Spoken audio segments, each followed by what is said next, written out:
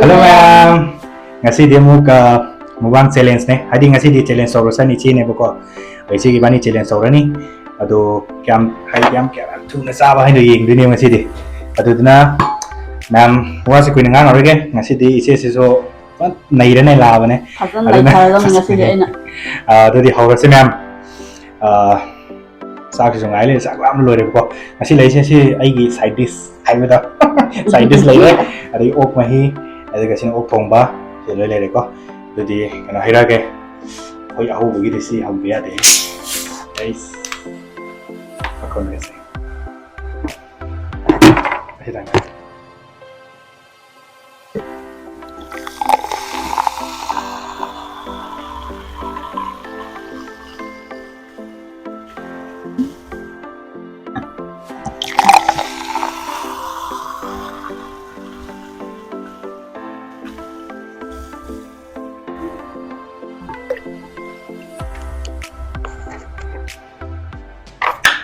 hay bes loi dah Awal se. oh serah ada siang cies hasil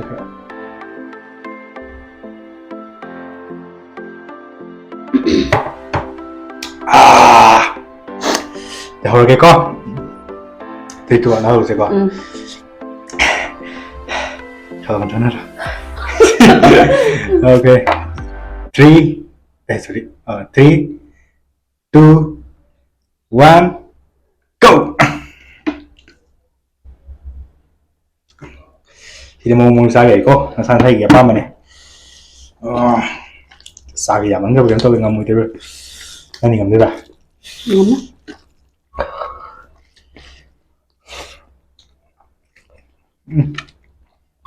ngầm tàu đấy một trăm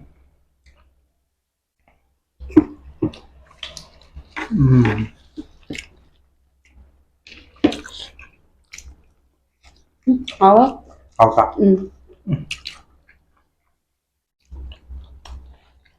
Singju yao ra. Singju thế nào đây, con nào đây? Có gì đấy? Đấy Bangalore đó so mấy cái gì hotel family có, ở Singju family.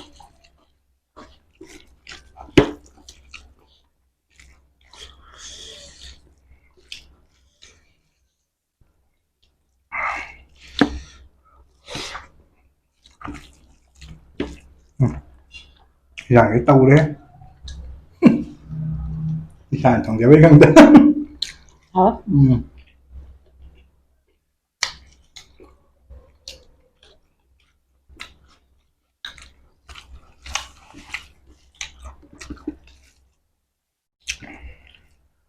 Ôi tàu đấy Tàu là mình mà nó cái gì vậy? tàu là cái làm như thế đấy.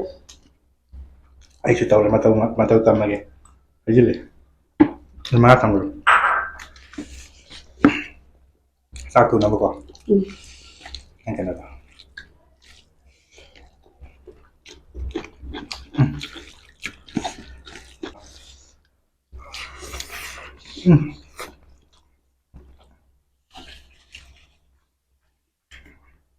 Thôi tàu đây rồi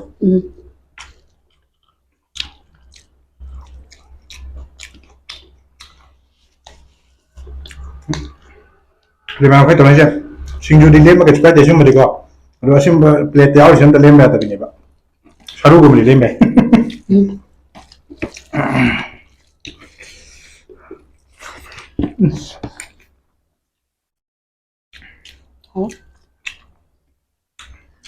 Kan tahu tak?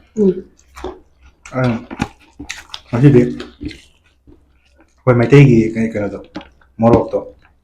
Akhirnya lawa pak. Apa sih ni?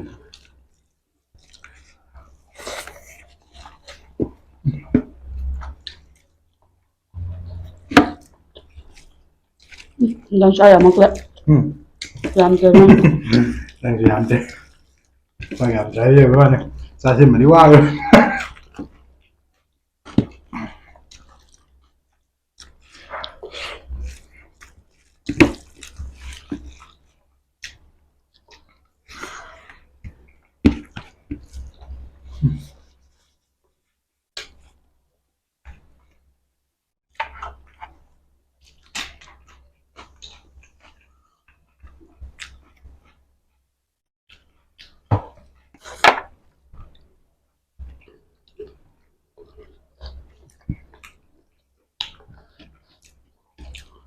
ꯌꯥꯝ ꯃꯥꯜꯂꯤ ꯅꯪ ꯌꯥꯝꯅ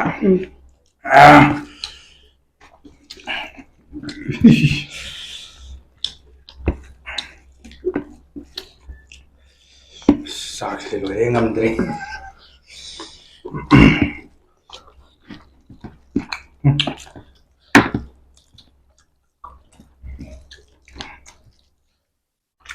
ꯄꯣꯛ ꯊꯛꯄꯁꯦ ꯆꯥꯁꯤꯟꯕꯅꯦ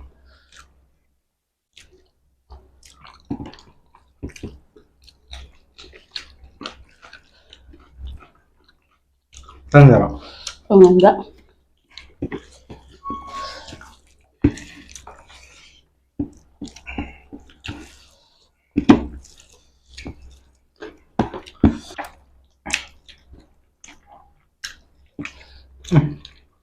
hậu liệu em có nhà ta là mình rồi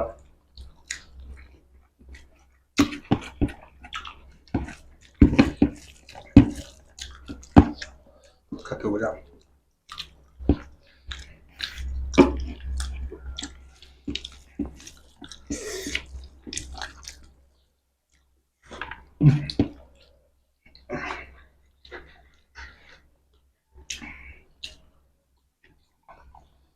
này biết không ạ? Dạ. À. Khi nào sao có xin ạ? Chắc chắn người ta có ý này. À, sai rồi. Đi làm trái rồi.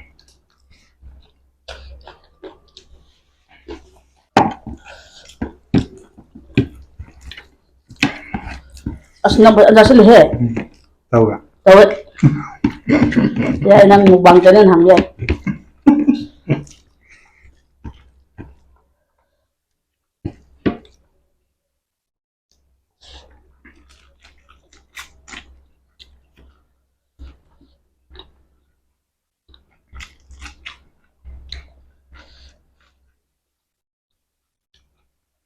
Tahu yang bentuk nang.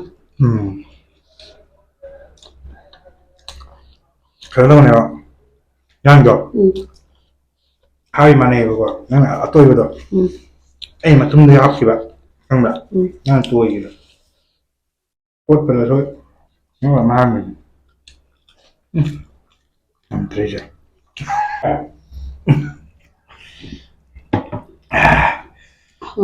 làm rồi à Tốt lắm rồi selamat. Oh, itu dia. Selense ada kita ini kare. Matang dari kada. Matang dari motor ke? Motor kira. Matang dari sini tahu kai. Ada kita ini. Matum sini sakit kan. Suatu baik kawa. Jadi kada beli me aku. Masih seru nih. Masih nama matong ani alu ani. Tiga.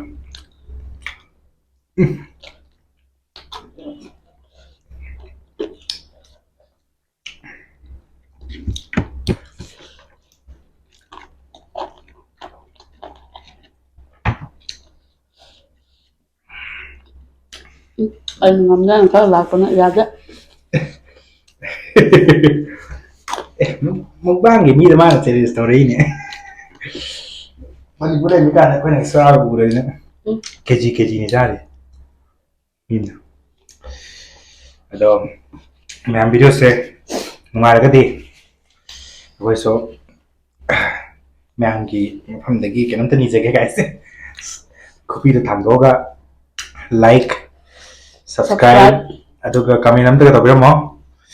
Aduga kada isi yang hawa bani ko. Ada mayam yang udah kada kau suka juga nanti apa cuma YouTuber sih ko. Aduna mayam di macam dah si mau dah jaga. Mayam nang share kada like and subscribe kita berapa? Si jahai anjir ada orang wih kano. Mayam di support lah. Kau na tung kau na sana mayam di market dan bang jatuh ini aduna mayam na nungcbiduna ina pagi channel asibu. Like, share, subscribe, amadi comment amam pibira mo na mayam famda. Aduh mayam masih ada kak matang sila video se. Terus ini lagi. Mayam nungai tadi kami nak sebira mo. Aduh matang kayak cara itu. Aduh ayo ayo situ tahu kerja challenge itu tahu kan ni. Rai tanda mukbang itu tahu kan ni bukan.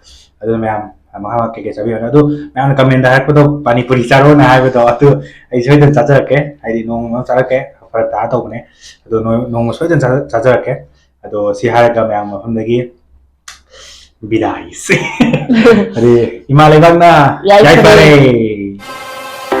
ꯌꯥꯏꯐꯔꯦ ꯆꯠꯂꯣ ꯑꯩ ꯀꯥꯎꯔꯦ